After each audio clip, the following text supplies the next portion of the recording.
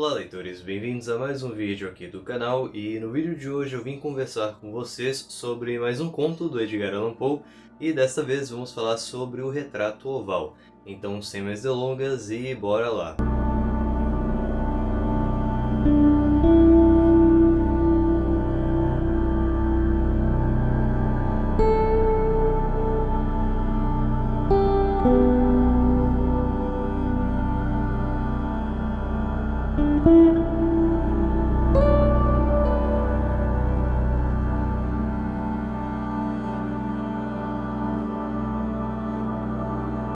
Originalmente publicado em 1842, esse é um dos contos mais curtos desse autor, contendo apenas 4 páginas, mas nem por isso se trata de uma história superficial, muito pelo contrário. Então aqui teremos uma história narrada em primeira pessoa em que não sabemos muito sobre esse narrador, nem ao menos o nome dele é citado aqui durante a história. Só sabemos que aparentemente ele está muito ferido, está uma noite tempestuosa e ele e o seu criado vão se abrigar em um castelo abandonado. Então o foco do início desse conto é realmente apresentar o ambiente e a partir disso criar um clima sombrio para a história. Isso fica muito evidente no seguinte trecho. Acomodamo-nos numa das salas menores, que era também a mais modestamente mobiliada. Estava situada num torreão um tanto afastado do corpo principal do castelo. Seus móveis, seus adornos ricos e luxuosos pareciam maltratados pela ação do tempo e apenas conservavam poucos vestígios do antigo esplendor. Então aqui fica evidente que esse é um castelo que abrigou, aparentemente, uma família rica, mas que pela ação do tempo hoje já se encontra um tanto decadente. Então eles vão se acomodar em um dos quartos daquele castelo gigantesco e lá o nosso narrador vai encontrar alguns retratos, algumas pinturas muito bem produzidas. E ao lado da cama ele vai encontrar um livro que conta a história daqueles retratos. E ele basicamente passará a noite inteira lendo aqueles relatos, mais especificamente até a meia-noite.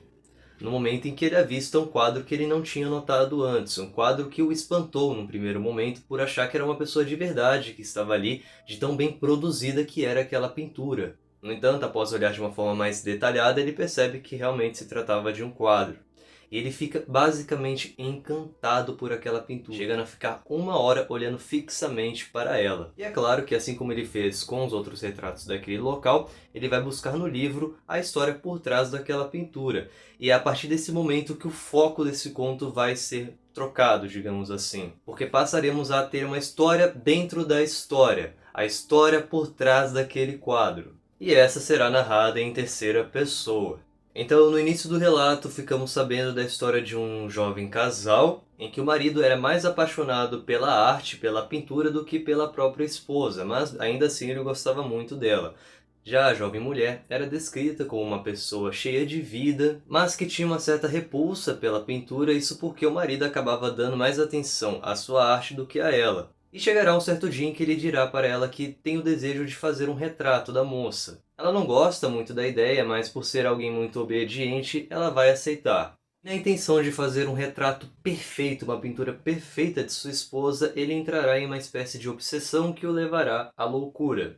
Isso porque ele passará dias e dias fazendo esse retrato dela, e ela, como uma pessoa obediente, ficará lá. E aos poucos, por não se alimentar, não dormir direito, ela vai definhando na frente do rapaz, mas ele, por estar tão obcecado no seu projeto, não vai perceber que a esposa está morrendo na sua frente. E é claro que essa história não termina nem um pouco bem, ela de fato vai morrer, ele termina a sua pintura e o conto termina da seguinte forma. Ele começou a gritar com voz aguda e destemperada. É a vida, é a própria vida que aprisionei na tela. E quando se voltou para contemplar a esposa, viu que estava morta.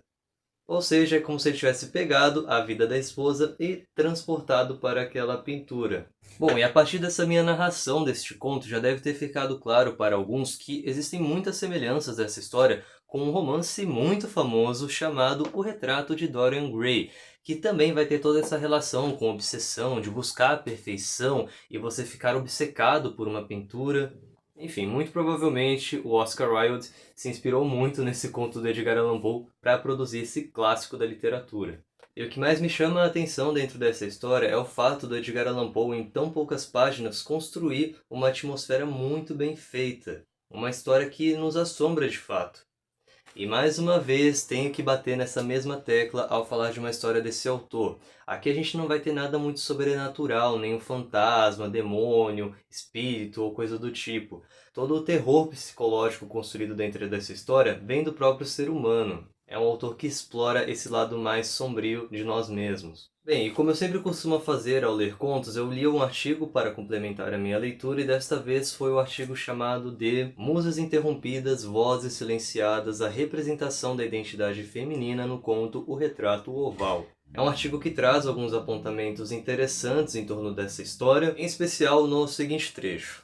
As representações de gênero podem se materializar na ficção através das convenções estéticas, que variam de acordo com a época analisada.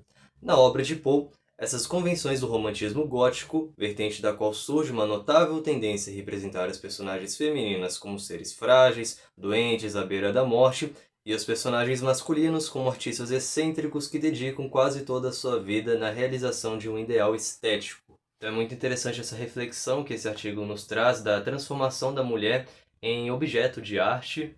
Vou deixar o artigo aqui na descrição para vocês lerem na íntegra depois. Enfim, se eu tivesse que resumir esse conto em apenas uma palavra, seria obsessão. Como que a nossa busca pela perfeição pode nos levar à loucura. Enfim, chegamos ao fim de mais uma análise de um conto muito bom do Edgar Allan Poe. Recomendo demais a leitura para vocês. Eu vou ficando por aqui. Até uma próxima e tchau!